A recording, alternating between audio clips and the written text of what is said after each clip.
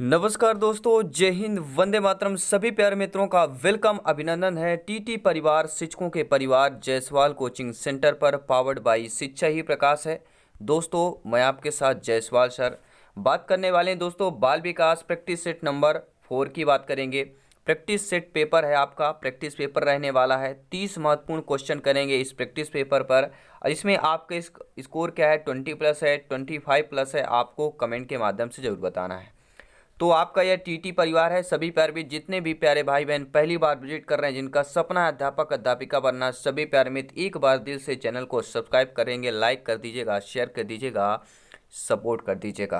तो आइए चलिए क्लास को कंटिन्यू करते हैं। आइए जान लेते हैं आज के प्रैक्टिस पेपर का पहला प्रश्न। जो 30 प्रश्न रहने वाले हैं उनमें से चाइल्ड डेवलपमेंट एंड पेडागोजी का प्रैक्टिस पेपर नंबर पहला क्वेश्चन आ चुका है कि भारतीय संविधान के किस अनुच्छेद में 6 से 14 वर्ष आयु के वर्ग के बच्चों के लिए निःशुल्क व अनिवार्य शिक्षा का अधिकार अधिनियम शामिल किया गया है। सभी प्यारे मित्र जानते हैं कि जो निःशुल्क और अनिवार्य शिक्षा है 6 से 14 वर्ष, ये एक्ट जो है, इससे रिलेटेड एक क्वेश्चन आपके टीटी परिवार यानी कि आपके टीटी एग्जाम में पूछ लिया जाता था। बहुत ही इंपॉर्टेंट ये सेशन और कंप्लीट है। तो इस क्वेश्चन का हम डिप्टेशन भी करने वाले हैं। अनुच्छेद 26, अनुच्छेद 15, अनुच्छेद 45 या अनुच्छेद 21A। आपका कमेंट क्या कहता है? आपने जितनी तैयारी की है, आपके अकॉर्डिंग आपका ओपिनियन क्या है कि भारतीय संविधान के किस अनुच्छेद में 6 से 14 वर्ष के आयु के बच्चों के लिए निःशुल्क और अनिवार्य शिक्षा का अधिकार अधिनियम शामिल है? वह अनुच्छेद 21A की बात करेंगे। यहाँ से और भी क्वेश्चन बनते हैं, इसलिए पूरा डिटेल इंपॉर्टेंट है।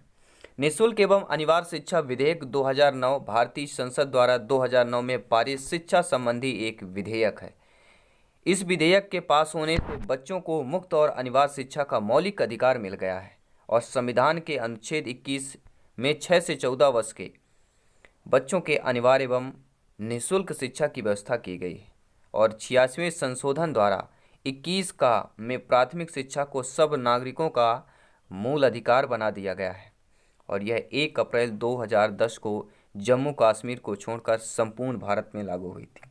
अब प्रश्न आ सकता है कि दोस्तों, जो आपका प्राथमिक शिक्षा को सब नागरिकों का मूल अधिकार बना दिया गया, ये जम्मू कश्मीर को छोड़कर सभी राज्यों में कब लागू किया गया था? तो आपका जवाब होना चाहिए 1 अप्रैल 2010 को। ठीक है। और यह अधिनियम जो है निःशुल्क एवं अनिवार्य शिक्षा विधेयक कब संसद में द्वारा, ठीक है, विधेयक कब बना? तो 2009 में पारित हुआ और ये जो लागू की बात करते तो 1 अप्रैल 2010 से जम्मू कश्मीर को छोड़कर संपूर्ण भारत में यह लागू किया गया था। आई थिंक आप लोग अच्छे तरीके से समझ गए होंगे। आइए देखते हैं दूसरा प्रश्न। दोस्तों, क्रेस्मर ने व्यक्तित्व को निम्न में से किस प्रमुख प्रकार में वर्गीकृत किया है? कृषकाय यानी दुर्बल, सुडौलकाय, गोलकाय या उपरोक्त सभी। आपका कमेंट, आपका फीडबैक, आपका ओपिनियन क्या कहता है? सभी प्यारे मित्र कमेंट करेंगे जिनका सपना है अध्यापक अध्यापिका बनना, शिक्षक बनना, भावी अध्यापक अध्यापक बनना, सभी कमेंट करेंगे। जी हाँ, हर एक भाई बहन है गृहिणी। दोस्तों, क्रेस्मर ने व्यक्तित्व को किस प्रमुख प्रकार पर वर्गीकृत किया है? तो क्रेस्मर ने आपके कृषकाय यानी दुर्बल के प्रकार पर भी वर्गीकृत किया है, सुडौलकाय और गोलकाय, इन तीनों के प्रकारों पर वर्गीकृत किया है। तो अर्थात हमारा according to question right option number 4 option सही हो जाएगा। तीसरा प्रश्न है, आई थिंक सभी प्यारे मित्र वीडियो को एक बार दिल से अवश्य लाइक कर दिया होगा। बहुत बहुत धन्यवाद है।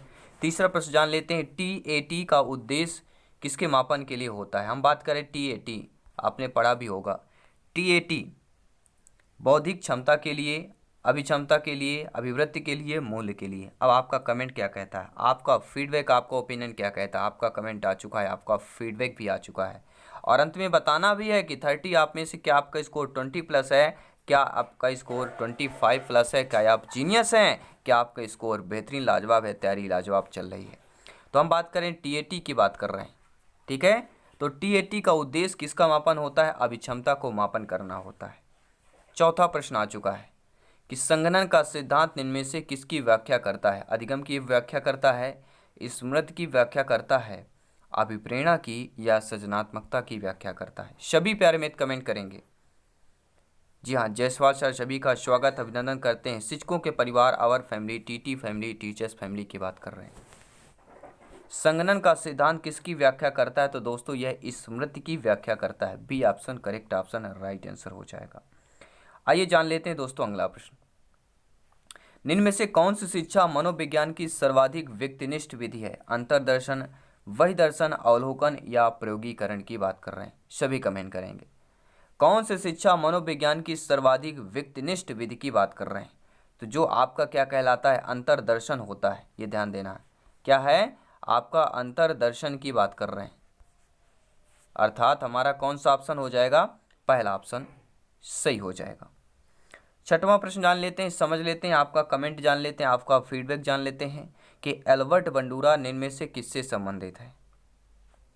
सामाजिक अधिगम सिद्धांत, व्यवहारवादी सिद्धांत, संज्ञानात्मक विकास सिद्धांत या मनोलैंगिक सिद्धांत? जब भी देखिए अल्बर्ट बंडूरा की बात की जाती है, एक ही नाम आता है, हम बात कर रहे हैं सामाजिक अधिगम सिद्धांत की बात कर रहे हैं, तो अल्बर्ट बंडूरा से संबंधित सिद्धांत सामाजिक अधिगम सिद्धांत हो जाएगा। और जब भी संज्ञानात्मक की बात करते हैं, सभी लोग जानते हैं किसकी बात कर रहे हैं, सभी कमेंट करेंगे। अधिगम वक्र में पठार बनता है परिपक्वता के कारण, अभिप्रेरणा के कारण, थकान के कारण या अभिरुचि के कारण बनता है। देखिए अधिगम मतलब होता है सीखना। क्या होता है? अधिगम मतलब होता है सीखना, और सीखने का जो वक्र होता है, जो चक्र होता है, कहते हैं ना, अगर हमें किसी छत में चढ़ना हो तो सीढ़ी के द्वारा चढ़ना पड़ता है, उसी प्रकार अधिगम के एक वक्र होता है। सीखने के लिए कुछ भी सीखना हो तो आपको एक अधिगम का वक्र के अनुसार सीखना पड़ता है, और अधिगम में वक्र का पठार किससे बनता है? तो थकान के कारण बनता है। किसके कारण? थकान के कारण की बात कर रहे हैं। आठवां प्रश्न आ चुका है, आइए जान लेते हैं इस प्रश्न का जवाब, फीडबैक क्या होगा। दर्पण चित्र परीक्षण किसके या किसको मापने हेतु प्रयोग किया जाता है? जी हाँ, हम किसकी बात कर रहे हैं? दर्पण चित्र परीक्षण की बात कर रहे हैं। ये किसके मापन के लिए प्रयुक्त किया जाता है? अधिगम की गति के लिए, अधिगम अंतरण के लिए, सृजनात्मकता के लिए, अभिरुचि के लिए। आपका कमेंट, आपका फीडबैक, आपका ओपिनियन लाजवाब है। सभी प्यारे मित्र कमेंट करेंगे जिनका सपना है अध्यापक अध्यापिका बनना, शिक्षक बनना, गवर्नमेंट टीचर बनना, जी हाँ, टीटी एग्जाम को क्रैक करना। दर्पण चित्त परीक्षण किसको मापने के लिए प्रयुक्त होता है? सभी लोग जानते हैं, अधिगम अंतरण के मापने के लिए प्रयुक्त किया जाता है। आइए जान लेते हैं अगला प्रश्न, स्क्रीन पर आ चुका है कि क्लाउड पिक्चर टेस्ट इनमें से किसके मापन में प्रयुक्त होता है? क्लाउड पिक्चर टेस्ट, ध्यान दीजिएगा, हम किसकी बात कर रहे हैं? क्लाउड पिक्चर टेस्ट की बात कर रहे हैं। बुद्धि, व्यक्तित्व, अभिक्षमता, अभिरुचि की बात कर रहे हैं। सभी का कमेंट आ चुका है, फीडबैक आ चुका है। जिनका सपना है टीटी एग्जाम को क्रैक करना, अपने सपनों को पूरा करना, टीचर्स बनना, अपने परिवार के सपनों को पूरा करना, जो आप मेहनत कर रहे हैं, डीएड बीएड किया, इतना परिवार के माता पिता ने आपके लिए खर्चा किया है, उसका अब आ चुका है वो समय, इस मेहनत करके टीटी एग्जाम को क्रैक करना, सिलेक्शन पाना, गवर्नमेंट टीचर बनना। सभी का वेलकम, अभिनंदन है। क्लाउड पिक्चर टेस्ट में किसके मापन के लिए किया जाता है? तो व्यक्तित्व के मापन के लिए किया जाता है। आइए देख लेते हैं अगला प्रश्न, स्क्रीन पर है कि निम्न में से कौन सा शेष से भिन्न होगा? यानी एक अलग आपका भिन्न दिया गया है। पहला दिया गया है TAT, दूसरा दिया गया है 16 PF, ठीक है। फिर तीसरे में दिया गया है कि रेवेन का परीक्षण, और तीसरा दिया गया है ड्रा एंड मैन परीक्षण। देखिए जो आपका TAT, 16 PF, draw and man परीक्षण, ये तीनों चीज़ें, लेकिन रेवेन का परीक्षण जो है ये आपका भिन्न लग रहा है। According to question right option number C option सही हो जाएगा। अब देखते हैं अगला प्रश्न। अब आपको बताना है, माध्यिका की बात कर रहे हैं। 7, 8, 9, 10, 11, 12, आप कितनी संख्याएं हैं? कितनी संख्याएं? 3, 4, 5, 6 संख्याएं हैं, ठीक है। माध्यिका मतलब होता है इन सभी का प्लस कर लेना, टोटल जितनी संख्याएं होती कर लेना, ठीक है। तो यहाँ पे 8, 7, 15, 15, 9 कितना होता है? सभी कमेंट करें। 15, 10, 25 में 1 माइनस कर दीजिए, कितना हो गया? 24 होगा। 24, 10 कितना होता है? 34 होता है। 34 से 35, 10 कितना हुआ? सभी कमेंट करेंगे 45, और 45, 2, 47, 10 कितना होता है? 57 हो जाएगा। और 57 में कितना कर देंगे? सभी कमेंट करें। जी हाँ, कितने अंक है? 2, 4, 6, 6 का भाग कर दीजिए। तो सभी जानते हैं, क्या जानते हैं? 6 नारे 54, 9 बार जाएगा, लेकिन 9 पॉइंट कुछ आएगा। 54 3 बचता है, फिर दशमलव के 30 से 9.5 आएगा, अर्थात आपका फोर्थ ऑप्शन सही हो जाएगा। आइए देख लेते हैं अगला प्रश्न। जी हाँ, 30 महत्वपूर्ण यह क्वेश्चनों का प्रैक्टिस पेपर है आपका, CDP, बाल विकास, चाइल्ड डेवलपमेंट एंड पेडागोजी की बात कर रहे हैं। सूझ या अंतर्दृष्टि के सिद्धांत का प्रतिपादन किसने किया? आपके थार्नडाइक ने, गेस्टाल्टवादी मनोवैज्ञानिक ने, हेगार्टी ने, स्किनर ने किया। देखिए, जब भी सूझबूझ सिद्धांत की बात की जाती है, सभी लोग जानते हैं गेस्टाल्ट मनोवैज्ञानिकों ने सूझ व या अंतर्राष्ट्रीय सिद्धांत का प्रतिपादन किया था। किसने? गेस्टाल्टवादी मनोवैज्ञानिकों ने किया था। 13वां प्रश्न आ चुका है कि मैकडूगल के अनुसार प्रत्येक मूल प्रवृत्ति से संबंध होता है संज्ञान, संवेग, संवेदना, चिंतन। सभी जानते हैं, समझते हैं, ज्ञानी सर्वज्ञ व्याख्याता लोग हैं। जायसवाल सर आप सभी का नमन अभिनंदन करते हैं, स्वागत करते हैं। मैकडूगल के अनुसार प्रत्येक मूल प्रवृत्ति से संबंध क्या होता है? संवेग होता है। नोट कर लीजिएगा। मैकडूगल ने व्यक्ति के कितने संवेग बताए हैं? तो संवेग के कितने बताए हैं? 14 बताए हैं। सभी को पता होगा। ये आपको मैकडूगल से संबंधित एक क्वेश्चन जरूर पूछ लिया जाता है। बात करेंगे पूर्व अनुभव के आधार पर संवेदना को अर्थ प्रदान करना कहलाता है। संवेदना प्रत्यक्ष ज्ञान, अभिप्रेरणा, कल्पना कहलाता है। सभी कमेंट करेंगे। जी, अपूर्व अनुभव जो हम पहले पढ़ चुके होते हैं, उस अनुभव के आधार पर जो है संवेदना को अर्थ प्रदान करना क्या कहलाता है? सभी जानते हैं, वह प्रत्यक्ष ज्ञान कहलाता है। जी हाँ। 15वां प्रश्न लाजवाब प्रश्न है कि 5 वर्ष के मोहन की मानसिक आयु 8 वर्ष है, उसकी बुद्धिलब्धि कितनी होगी? बच्चा देखिए, IQ बराबर क्या होता है? मानसिक आयु। मानसिक आयु कितना है? 8 वर्ष है। वास्तविक आयु कितना है? 5 वर्ष है। मल्टीप्लिकेशन 100 कर दीजिए। अब आपका आ जाएगा 5 से काट दीजिए, कितनी बार जाएगा? 20 कटेगा। 20 का 8 से गुणा कर दीजिए, 2 अट्ठे 16, 160 आएगा। अर्थात आपका दूसरा ऑप्शन सही हो जाएगा। बात करेंगे कौन सा बुद्धिलब्ध स्तर जो है मंदबुद्धि वाले बच्चों का प्रशिक्षण योग्य बुद्धिलब्ध स्तर कहलाता है? तो यहाँ पर आंसर आपका दिया गया है 34 से 49। वैसे यहाँ पे कितना होना चाहिए? 80 से 91 जो होता है। ठीक है, मंदबुद्धि की अगर बात करें तो 80 से 91 होता है। लेकिन अगर प्रशिक्षण योग्य बुद्धिलब्ध स्तर की बात करते हैं तो आपका यहाँ पे सी ऑप्शन दिया गया था। तो कोई भी डाउट हो कमेंट करें, इसका राइट आंसर होगा। वैसे मंदबुद्धि का जो होता है 80 से 91 IQ होता है। सभी कमेंट करेंगे। अगला प्रश्न है, सभी लोग जानते हैं रोरसाक इंक ब्लॉट टेस्ट की बात करेंगे। रोरसाक इंक ब्लॉट टेस्ट का प्रयोग निम्न में से किसके मापन हेतु किया जाता है? व्यक्तित्व, बुद्धि, अभिरुचि, अक्षमता। और ये प्रश्न हम कर चुके हैं, ये 2 बार रिपीट हुआ है। तो बहुत ही इंपॉर्टेंट प्रश्न है, सिलेक्शन वाला प्रश्न है, संभावित प्रश्न है। सभी जानते हैं कि रोरसाक इंक ब्लॉट जो टेस्ट होता है वह व्यक्तित्व मापन के परीक्षण के लिए किया जाता है। 18वां प्रश्न है, सभी कमेंट करेंगे, निम्न में से कौन सा विस्मृति का कारण नहीं होगा? सीखने में कमी, स्मरण की इच्छा, मानसिक द्वंद्व या सीखने की दोषपूर्ण विधिया की बात कर रहे हैं। देखिए, विस्मृति का कारण नहीं होगा। सभी जानते, देखिए सीखने में कमी, मानसिक द्वंद्व है, सीखने की दोषपूर्ण विधियां, ये तीनों का है विस्मृति का। यानी विस्मृति पता होता है भूलने का। अब आप देखिए, अब ये 30 प्रश्न हम करेंगे प्रैक्टिस पेपर। अब इन्हीं में से कुछ क्वेश्चन रिपीट होते हैं। आप बोलेंगे यार सर तो बताए थे, जायसवाल सर बताए थे, लेकिन हमने भूल दिया। तो ये होता है विस्मृति के कारण। तो मतलब आप सीखा कम होगा, आपने सीखा कम होगा, आपने प्रैक्टिस पेपर कम अटेंड किए होंगे, आपने चैनल को सब्सक्राइब नहीं किया होगा ताकि लेटेस्ट नोटिफिकेशन आपको नहीं पहुंच पा रहा होगा, तो आप क्लास भी अटेंड नहीं कर पा रहे हैं। तो ये होता है सीखने में कमी। और मानसिक द्वंद्व यानी कि कुछ और सोच रहे हैं, मानसिक तनाव हो गया। और सीखने का दोषपूर्ण विधियां भी होती हैं, अच्छे तरीके से विधियां ना सीखना वो भी है। लेकिन स्मरण की इच्छा जो होती है यह विस्मृति का कारण नहीं होगा। तो according to question right option number B option correct option हो जाएगा। आइए देखते हैं 19वां प्रश्न। 19 नंबर प्रश्न आ चुका है, स्क्रीन पर आ चुका है। जी हाँ, वह विज्ञान जो संख्यात्मक प्रदत्त को एकत्र करने, विभाजित करने, प्रस्तुत करने, तुलना करने और व्याख्या करने के विषय से संबंधित है वह कहलाता है आपकी सांख्यिकी, गणित, ज्यामिति, संभाव्यता की बात कर रहे हैं। ऐसा विज्ञान, ऐसा साइंस जो संख्यात्मक प्रदत्त को एकत्र करने, विभाजित करने, प्रस्तुत करने, तुलना करने और व्याख्या करने के विषय से संबंधित है, वही दोस्तों सांख्यिकी कहलाता है। 20वां प्रश्न है, इसके बाद हम 10 महत्वपूर्ण क्वेश्चन करेंगे। दोस्तों, पिछड़े बच्चों के लिए शैक्षिक जो बुद्धिलब्धि होती है उनकी अवधारणा किसने दी थी? गार्डन ने, शोरेन ने, बर्टन हल ने या सीरियल वर्ट ने की थी? तो पिछड़े बच्चों के लिए जो शैक्षिक बुद्धिलब्धि है इनकी अवधारणा देने वाले और कोई नहीं आपके क्या है? सीरियल वर्ट हो जाएंगे।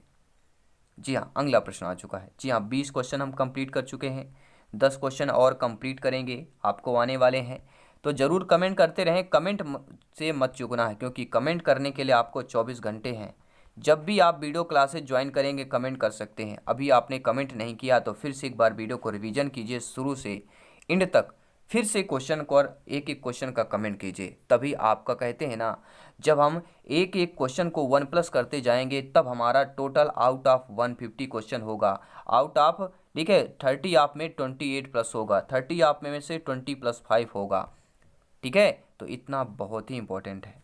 तो कौन सा एक उत्तम परीक्षण की विशेषता भिन्न कहलाए की बात करेंगे। देखिए सभी लोग जानते हैं विश्वसनीयता, वैधता, वस्तुनिष्ठता ये तीनों चीजें हैं, लेकिन भिन्न की बात कर रहे हैं तो अभिक्षमता ये अलग से भिन्न है। तो according to question right option number 4 option सही हो जाएगा। आई थिंक सभी प्यारे मित्र आप लोगों का सपोर्ट मिलता है, आप लोगों का प्यार स्नेह है। बस दोस्तों इसी तरह प्यार स्नेह अपने परिवार, अपने टीटी परिवार, शिक्षकों के परिवार पर बनाए रखें। बस आपका सपोर्ट ही बहुत ही बड़ा हमें एक ठीक है मोटिवेट करता है। तो बस ऐसे ही मोटिवेट करते रहिए, तैयारी जारी रखिए, क्योंकि सिलेक्शन 101% श्योर और प्योर की बात कर रहे हैं, क्योंकि तैयारी आपके सिलेबस के अकॉर्डिंग लाजवाब चल रही है। तो कौन सा बुद्धि का सिद्धांत नहीं होगा? नेगेटिव नकारात्मक प्रश्न है। एक तत्व का, द्वितत्व का, प्रत्यागमन, बहुतत्व का। सभी लोग जानते हैं एक तत्व सिद्धांत, द्वितत्व सिद्धांत, बहुतत्व सिद्धांत, ये तीनों सिद्धांत तो हमने पढ़ा है और पढ़ते आ रहे हैं और पढ़ेंगे जब तक सिलेक्शन नहीं पाएंगे, लेकिन बुद्धि का सिद्धांत प्रत्यागमन का सिद्धांत नहीं कहलाएगा। 23वां प्रश्न है कि निम्न में से कौन सी एक अंतःस्रावी ग्रंथि नहीं है? नेगेटिव नकारात्मक प्रश्न है और प्रश्न है अंतःस्रावी ग्रंथि। एड्रेनल, पीयूष, लार, थायराइड ग्रंथि। अब आप बोलेंगे इन्वायरमेंट का क्वेश्चन कैसे आ गया? ऐसे ही आ जाता है, ठीक है, क्योंकि तैयारी सिलेक्शन वाली चल रही है। तो एक अंतःस्रावी ग्रंथि आपकी लार ग्रंथि नहीं कहलाएगी। एड्रिनल, पीयूष और थायराइड ये तीनों जो ग्रंथियां हैं ये कहलाती हैं अंतःस्रावी, और लार ग्रंथि क्या कहलाती है? आपके अंतःस्रावी ग्रंथि नहीं कहलाएगी। जीन पियाजे जी के अनुसार संज्ञानात्मक विकास की द्वितीय अवस्था क्या है? जीन पियाजे जी ने सभी को पता है 4 अवस्थाएं बताई हैं। जब भी संज्ञानात्मक अवस्था की बात की जाती है जीन पियाजे जी का नाम आता है।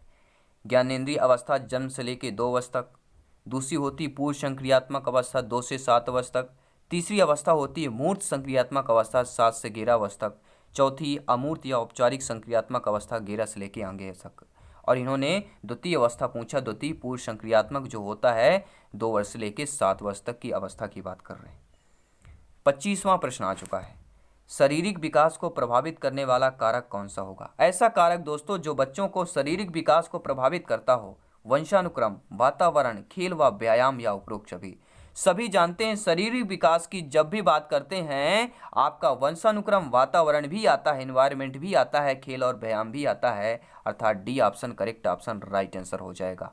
बहुत बहुत धन्यवाद। 5 बेहतरीन लाजवाब क्वेश्चन और करेंगे, इस प्रैक्टिस पेपर की बात कर रहे हैं दोस्तों। बुद्धि लब्ध की गणना का सही सूत्र मैंने सभी को बताया है कि IQ बराबर क्या होता है, ठीक है, क्या होता है? MA ऑफ मेंटल एज, मानसिक आयु अपॉन CA यानी कि वास्तविक आयु मल्टीप्लिकेशन 100, और ऐसे भी पूछा जा सकता है, ठीक है। तो देखिए पहला जो दिया गया है हमने क्या होता है MA of CA into multiplication 100 होता है, यानी कि 100 गुणे क्या हो जाएगा? वास्तविक आयु। अगर वास्तविक आयु गुणे 100 दिया है और बटे मानसिक आयु दिया है तो वो भी आपका सही होगा, यानी कि आपका पहला ऑप्शन जो दिया गया है कि 100 100 वास्तविक आयु बटे मानसिक आयु बिल्कुल सही दिया गया है, ठीक है। तो घबराने की जरूरत नहीं है, तैयारी जारी रखें, सिलेक्शन जरूर होगा, क्योंकि लड़ाई एक सीट की चल रही है, तैयारी एक सीट की चल रही है। जो बेहतर करेगा वही सफलता पाएगा, ये ध्यान रखिएगा। चिंतनशील सोच की चर्चा इनमें से किसने की है? जॉन डीवी ने, रॉस ने, वुडवर्थ ने, ड्रेवर ने। आपका कमेंट, आपका फीडबैक, आपका ओपिनियन क्या कहता है? सभी प्यारे मित्र कमेंट करेंगे। हाँ जी, देखिए दोस्तों जब भी चिंतनशील की बात कर रहे हैं, चिंतनशील सोच की चर्चा की बात कर रहे हैं, किसने कहा था? तो आपके जॉन डीवी ने कहा था। चिंतनशील सोच की चर्चा इनमें से किसने की है? तो जॉन डीवी ने की है। अगर आपके क्वेश्चन पर आ गया आपके पेपर पर कि आगमनात्मक तर्क के स्तरों में कौन सा शामिल नहीं होगा? नेगेटिव नकारात्मक प्रश्न है। अवलोकन, प्रयोग, सामान्यीकरण, कल्पना की बात कर रहे हैं, सभी कमेंट करेंगे। देखिए सभी जानते हैं आगमनात्मक तर्क के स्तर में देखिए आपका अवलोकन शामिल होता है, प्रयोग शामिल होता है, सामान्यीकरण शामिल होता है, लेकिन आपका कल्पना जो है शामिल नहीं होगा, क्योंकि यहाँ पर आगमनात्मक तर्क की बात कर रहे हैं। आइए देख लिए तो अगला प्रश्न दोस्तों, सीखी गई बातों को या सीखी गई बात को धारण करने और पुनः स्मरण करने में असफल होना।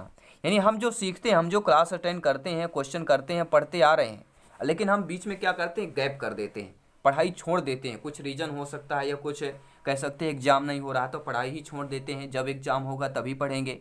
तो जो हमने सीखा हुआ है उस क्या करते हैं? हम पुनः स्मरण करने में असफल होते हैं, क्योंकि हमने जो एक बार पढ़ लिया होता है फिर छोड़ देते हैं, फिर आप याद नहीं होता है। इसलिए कहते हैं लक्सर क्या है? जुड़े रहेंगे, क्योंकि जुड़े रहेंगे तो रिलेशन अच्छा होता है। चाहे हम स्टडी की बात करें, चाहे हम और की बात कर रहे हैं, किसी भी कैटेगरी की बात कर रहे हैं, रिलेशन के लिए जुड़े रहना बहुत ही इंपॉर्टेंट है। तो इसीलिए शिक्षा अगर से अपने ठीक है ज्ञान से जुड़े रहना है, माँ सरस्वती से जुड़े रहना है, तो जरूर यहाँ पे हर एक क्लास हर एक सेशन इंपॉर्टेंट है। देखिए यहाँ पर प्रश्न पूछा गया कि सीखी गई बात को धारण करने और पुनः स्मरण करने में असफल होना ही विस्मरण कहला जाएगा। ठीक है, पहला ऑप्शन सही हो जाएगा। आइए जान लेते हैं इस प्रैक्टिस पेपर का, बाल विकास प्रैक्टिस पेपर का पेपर नंबर 4 है, सभी को पता होगा। और इसके पिछले प्रैक्टिस पेपर आपने नहीं देखा है तो आपको बाल विकास प्रैक्टिस पेपर का प्लेलिस्ट मिल जाएगा चैनल पर, तो जाइए सब्सक्राइब करके विजिट कीजिए, आपको मिल जाएगा। हर एक क्लास हर एक कंसेप्ट फ्री ऑफ कॉस्ट मिल जाएगा। तो आइए इस प्रैक्टिस पेपर का 30वां अंतिम प्रश्न जान लेते हैं कि मूल प्रवृत्ति एक प्रमुख विशेषता है जो पाई जाती है केवल मनुष्यों में, केवल बिल्लियों में, सभी प्राणियों तथा यह जन्मजात व प्राकृतिक होती है, यह केवल कलाकारों में पाई जाती है। देखिए सभी जानते हैं मूल प्रवृत्ति की बात करेंगे, और मैकडूगल ने मूल प्रवृत्तियां में संवेग कितने बताए, 14 संवेग बताए हैं। तो मूल प्रवृत्तियों की एक मुख्य विशेषता होती है कि सभी प्राणियों में तथा जन्मजात व प्राकृतिक होती है। ठीक है, तीसरा ऑप्शन सही हो जाएगा।